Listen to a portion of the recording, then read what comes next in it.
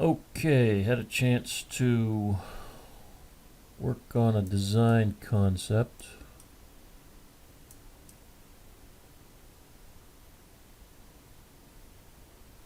I'll give you the tour around the kitchen a little bit here. Dishwasher, wall cabinet similar to what you have today, sink base, wall cabinet over the sink base with a 3-inch valance. I think you have a 6-inch valance now, and I made the height of this wall cabinet 3 inches taller than what you have today. Pretty sure. Wall cabinet, diagonal wall cabinet like you have today. I don't know what you have or had on this wall, but I've put a super lazy Susan in the corner. Super lazy Susan looks like this. Inside would be 2 trays that spin.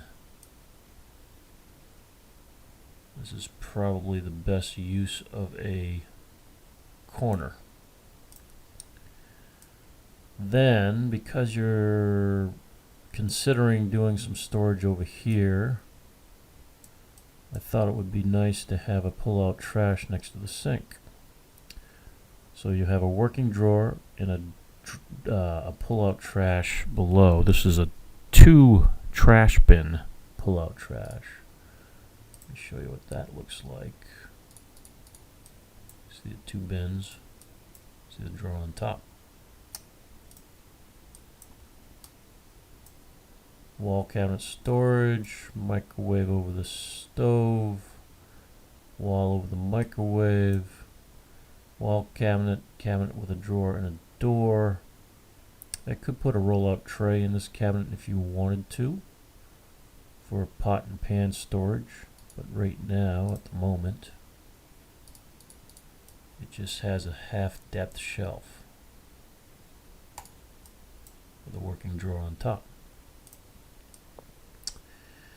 Because you have electrical right here, I opted to do exactly what you have today over the refrigerator. I would consider, if you didn't have electrical here, I would bump this cabinet out, because what a lot of people do is they store stuff on top of the refrigerator, or they find that this cabinet storage is not the best in the world, which I would agree. But didn't want to complicate things too much. This is I don't have it drawn, but this is this cabinet configuration keeps the existing soffit.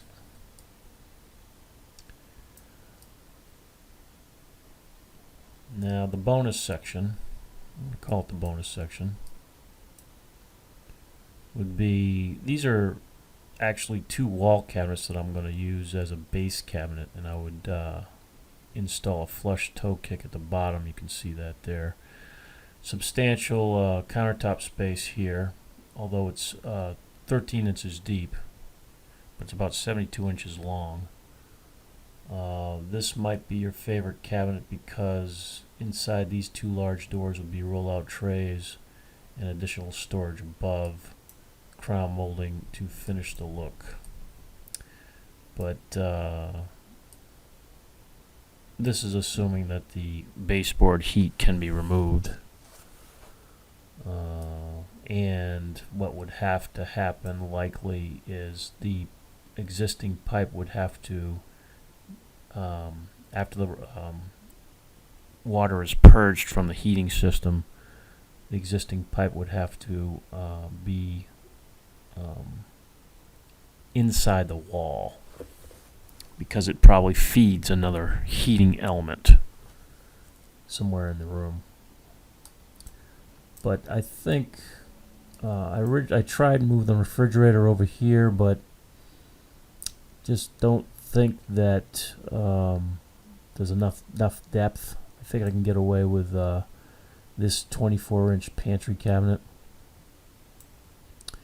You can see how the table looks in the room.